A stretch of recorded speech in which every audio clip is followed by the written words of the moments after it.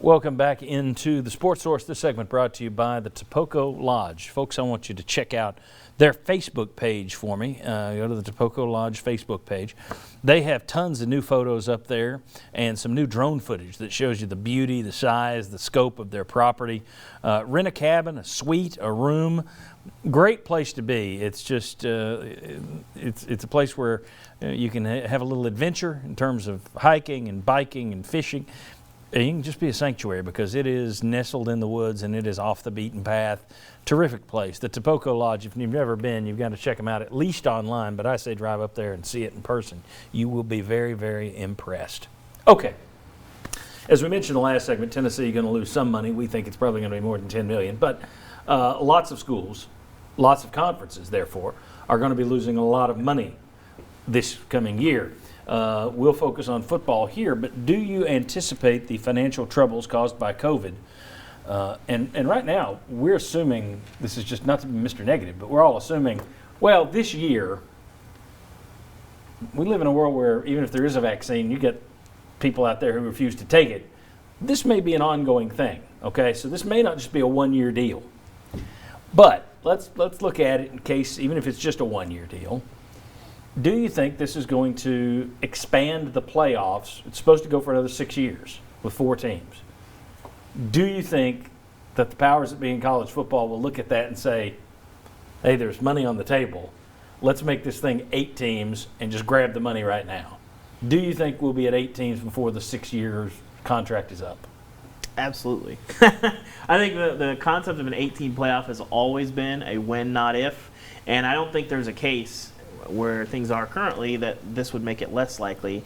I don't know that it's going to be a snap decision like you'd see one in 2022 or 2023, but I think certainly it's going to move a lot quicker than we thought. And I think the idea that you're going to get to the renegotiating window and that they're going to get all the way there with it's still a 14 playoff, I've always doubted that. Never more than I have in these last few months. Josh? Yeah, I would have bet strongly that at the end of the current contract, they would have then gone to 8 teams. Now I would just move that up. If money's on the table, money to be made, money to make up what you will have lost, college football can be a gradual process to go from 2 to 4, BCS to the playoff. 4 to 8 was going to take time. I think it'll take less time. And it'll be all because of money. Agreed. And let's spin off of that. For the past decade now, about a decade, the conference realignment wheel, the conference expansion, conference realignment wheel has stopped spinning. Does this, the COVID financial devastation for conferences and for schools, does this start that wheel spinning again? Do you start to see leagues open it back up, or do you think they take, because here's the deal, the last thing you want to do is make a panic decision in a crisis. I mean, it's the ultimate fog of war situation because nobody knows how this is all going to shake out. At the same time, that's exactly when people make panic decisions, is in a crisis. You shouldn't, it's terrible, but that's what we do. Do you anticipate panicky moves to expand, maybe even contract? I don't think expansion. I think what we're likely to see is more sport contraction. So schools deciding the non-revenue sports, hey, we've wondered, should we keep them? Some have already decided, not going to happen. Cincinnati soccer, it's gone. So I think we'll see more of that. I also wonder if those non-revenue sports, if we might see them think, should we shuffle what conference we're in? Does West Virginia need to be competing in the Big 12 in all of its sports? Missouri in the SEC in all of its sports. I think that's something you could look at as well. You change more geographically for the non-revenue to save some costs. Yeah, I think you definitely will see some level of shifting in conferences because you're desperate to make up money. I think, in terms of the big conferences, I don't know that you'd see a lot in the SEC, but I think you look at the Pac-12 and you look at the ACC, they've fallen behind the Big Ten and the SEC. It's a problem. The Big 12 is in there, kind of sitting there at third.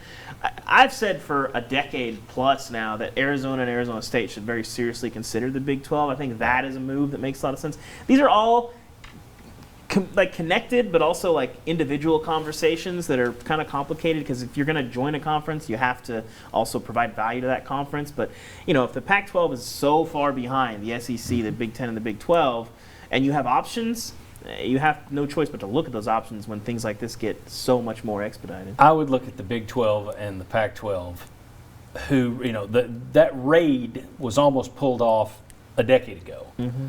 Will one raid the other one this time around? So the Arizona, I wonder if it would be something that small.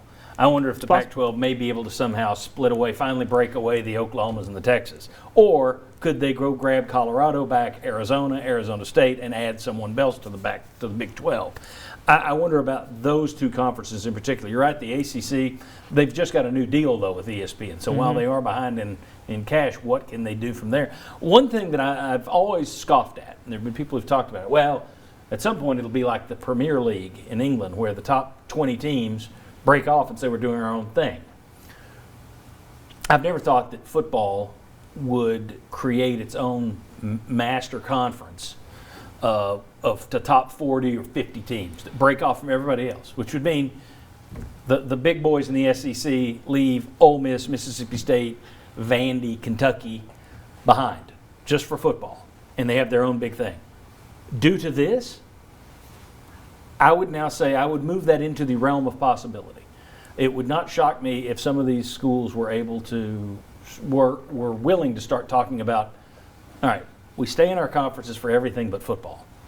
Football, we're one major thing because the money they can make. And desperate times call for desperate moves, so I wonder if you're not going to have that discussion where you see the biggest football schools just completely break away and do their own thing. Well, don't school decision makers, presidents, chancellors, commissioners, I guess in some cases, don't they have to be looking at all options? I mean, why would you dismiss? I mean, one, you have time, but you have to consider all options. If we're talking about losses that all these schools are taking, you're thinking about all the different ways you can make the money back. Yeah, I think nothing's off the table at this point. Consider all options and see. I think that that scenario is a complicated one, but I think it depends on how dire it gets and how much money is lost and Right. and how much schools are willing to do to make that back rather than sort of shift how they operate. There's no easy answers. I'm glad I don't have to. I can just write about it. I don't have to make the actual decisions. Yeah, and I mean, that's one that if this thing gets beyond 1 year, Yeah. I think that's where the a major shakeup becomes more likely. Or if football season doesn't happen.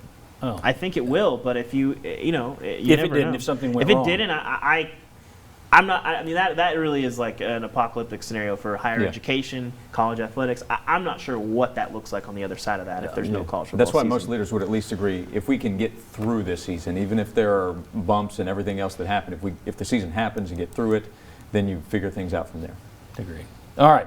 Thanks to these guys. They'll be back a little later, so will Chuck Cavaleris. But next, Bob Hodge joined us last week to talk about his coronavirus deal, and then within hours, he was in the hospital. He's out of the hospital, and we'll let him talk to you next about what his battle was like. We've still got a lot more football to come on the Sports Source. Come on back.